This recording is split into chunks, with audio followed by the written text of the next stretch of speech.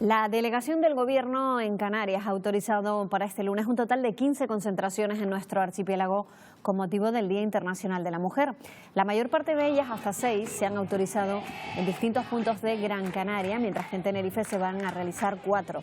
En el resto de islas se ha aprobado una concentración en cada una de ellas. Debido a la COVID-19, cada concentración autorizada ha tenido que pasar previamente por un estudio elaborado por Salud Pública, donde se determina que se cumplen con las medidas sanitarias que están actualmente en vigor. Bueno, pues para hablarnos de esas movilizaciones y de este día en concreto, tenemos con nosotros a Begoña Barras, que es portavoz de la plataforma feminista 8M de Tenerife. ¿Qué tal? Muy buenos días. Buenos días. Bueno, lo acabamos de contar, ¿no? Este 8M no va a ser como los anteriores, va a estar condicionado completamente por esta pandemia, ¿no? Sí, es un 8M en tiempos de pandemia, entonces nosotras hacemos en ese sentido un llamamiento amplio a todas, porque sí que es necesario más que nunca que desde los feminismos estemos presentes y visibles. Nosotras hacemos llamamiento a aquellas que quieran permanecer en casa, que se puedan manifestar, concentrar, reivindicar, simbolizar desde los balcones, quienes se sientan más seguras cerquita de casa, en una plaza, con 2 o 3 compañeras más, que lo haga, pero creemos que también era importante seguir estando organizadas en la calle. Lo vamos a hacer así prácticamente en todas las islas. En Tenerife, para así quienes quieran acompañarnos en la calle, decir que van a hacer concentraciones y acciones con todas las medidas de seguridad, con nuestras mascarillas, las distancias de seguridad, todas las recomendaciones sanitarias. Entonces, para quienes quieran acompañarnos en la calle, lo estamos haciendo de forma descentralizada en la zona sur, zona norte y zona metropolitana. En el sur, las compañeras son las que más temprano empiezan en la calle. A partir de las 10 y hasta las 2 de la tarde estarán en Los Cristianos, en la plaza, frente al Centro Cultural. Por la tarde continuarán ya en Adeje, en Los Olivos, en la Plaza de Tierra Lavada, de las 5 a las 8. Hemos puesto unos horarios amplios para que la gente pueda ir y venir, no se aglomere y cada quien pueda hacer su mensaje reivindicativo. En el norte, las compañeras arrancan en el Puerto de la Cruz a las 5:30 de la tarde, en el Monumento a la Pescadora del Muelle, y luego a partir de ahí irán por determinadas calles del puerto haciendo determinados actos simbólicos y reivindicativos. Y aquí en la zona metropolitana nos veremos en La Laguna a partir de las 7 de la tarde. Estaremos ocupando varias calles peatonales de La Laguna sin estar aglomeradas, pero sí con los mensajes claros para simbolizar esa presencia en las calles, y nos encontraremos, para quienes quieran empezar a ir, estaremos de 7 a 8:30. La entrada a colocarnos en las calles será en el cruce de la calle Carrera con la calle Viana, y invitamos a todas las que nos quieran acompañar que estén allí. Bueno, hablabas del lema, esos feminismos canarios sin fronteras, ¿no? Esta vez, en esta jornada, se simboliza también otra reivindicación, que es la de las mujeres migrantes, ¿no? Sí, creíamos que más que nunca este lema era necesario. Este año además nos parecía importante ponernos de acuerdo entre las distintas islas, entre las comisiones y plataformas que cada año organizamos los 8M, para sacar un lema común, que es este: feminismos canarios sin fronteras. Creemos que es necesario derribar, por un lado, estas fronteras físicas que nos son impuestas, que hacen que se cierren el paso a las personas, no hacia las mercancías.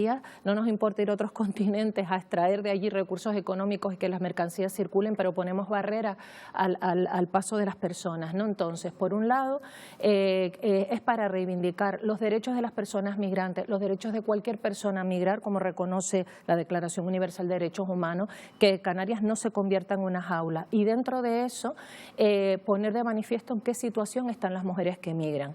También hay mujeres llegando en patera, ¿no? A pesar de esta imagen global que tenemos de que solo son hombres, también hay mujeres que llegan en patera, si bien en menor proporción, pero al llegar son trasladadas a otros centros, no están visibles en campamento como el de Las Raíces, ¿verdad?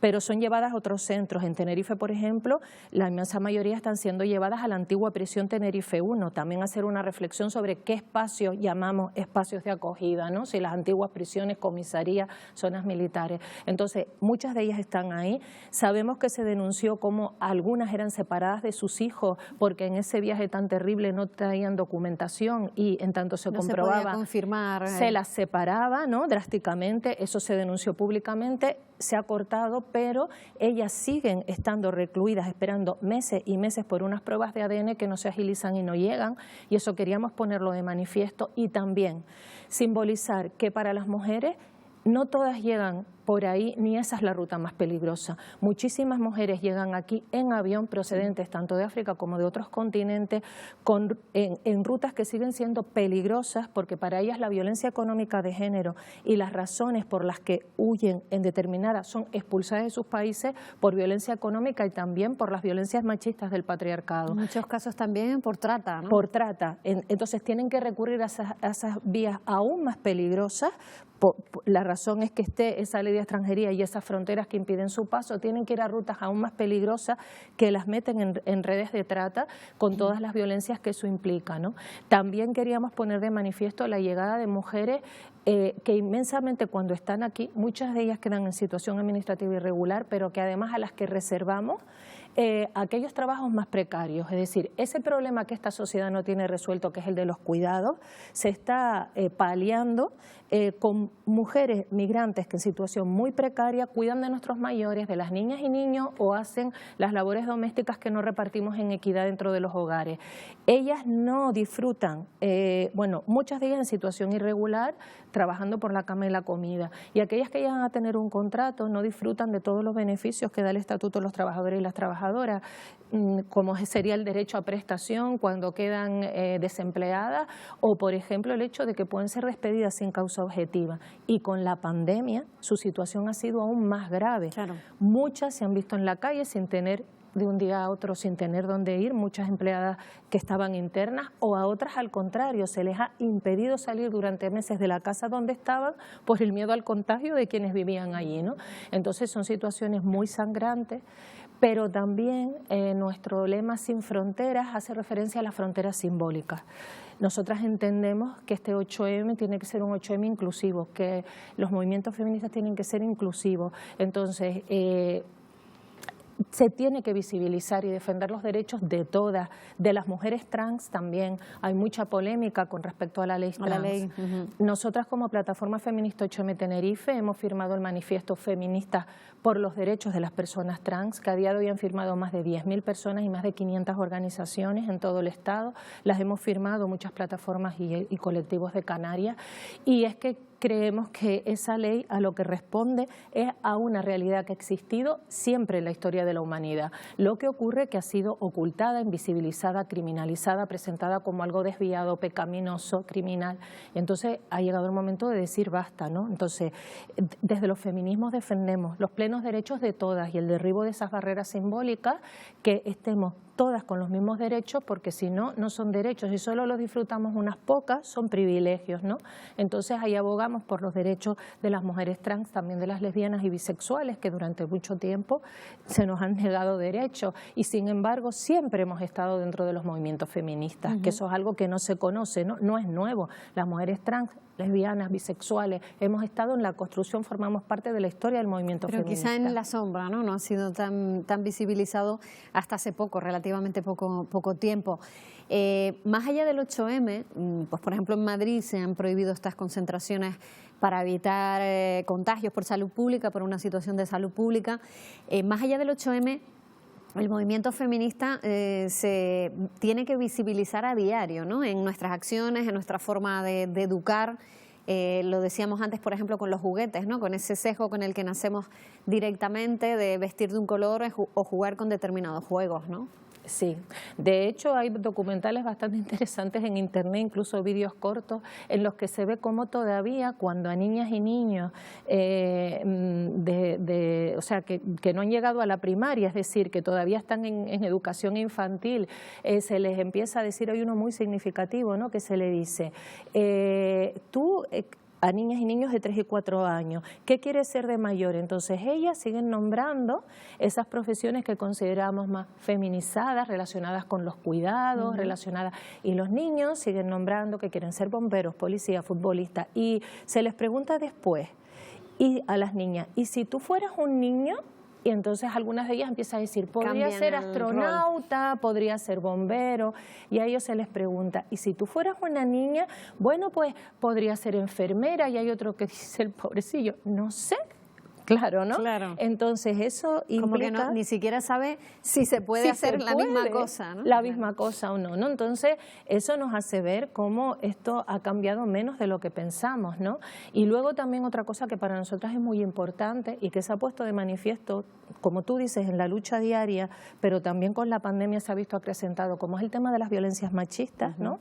Y cómo pasado estos meses de reclusión que tuvimos, se vio un incremento importantísimo en el número de mujeres que acudían a los recursos especializados de atención a violencias machistas, o hemos visto cómo, curiosamente, durante este periodo, que hemos estado menos en las calles, se han incrementado las agresiones sexuales, y lleva a la reflexión de cómo, pues porque, como sabemos hace tiempo, la mayoría ocurren en los entornos cercanos, ¿no?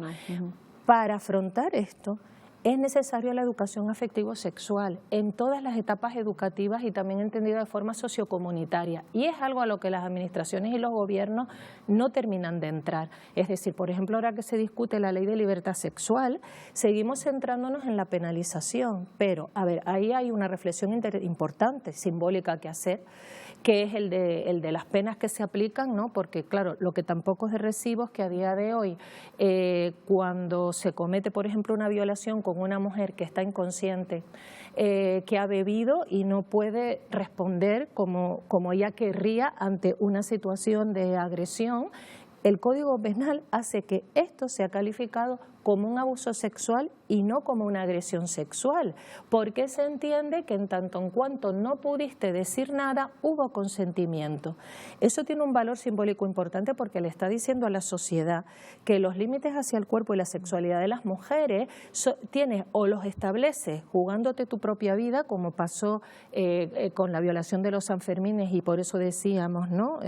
Hacíamos esa reflexión en contra sobre solo el sí es sí. Es cierto que ahí hay una reflexión que hacer porque el Código Penal implica una simbología en las referentes sociales, pero lo importante no está en la pena, es decir, aumentando las penas no conseguimos que desaparezcan los abusos y agresiones sexuales, porque la pena se aplica una vez que las agresiones sexuales se han cometido, claro. Es decir, es algo que venimos a paliar después de. Nosotras lo que reivindicamos es que tienen que haber unas políticas preventivas que pasan por la educación afectivo-sexual, de cómo nos eduquemos en todas las etapas de nuestra vida acerca de cómo entender las relaciones sexuales y que las otras personas no son cuerpos objeto. Las otras personas, todas las personas somos agentes activas, ¿verdad? Pero para entender de otra manera la sexualidad, las relaciones entre mujeres y hombres, tenemos que tener una educación afectivo-sexual que actúe en el nivel educativo sociocomunitario, que tenga enfoque de género, que no sea heteronormativa, que nos socialice y haga entender que las relaciones sexuales tienen que ser entre personas que libremente quieren tenerlas, que tienen que ser placenteras, que tienen que contemplar las diversidades sexuales y de género. Entonces, seguimos con esa reivindicación porque no es donde ponen el peso principal, desgraciadamente a día de hoy. Seguimos en la pena, seguimos en la justicia y esta es la parte fundamental y principal. La justicia tiene que ser restaurativa, no tiene que ser patriarcal como está siendo a día de hoy, pero sobre todo la prevención, la educación desde todos los espacios en los que vivimos es fundamental. Pues Begoña Barra, se nos ha ido el tiempo. Muchísimas gracias por estar aquí y bueno, feliz Día de la Mujer. Bueno, y feliz reivindicación para todas, para todos los que queremos una sociedad feminista igualitaria. Gracias.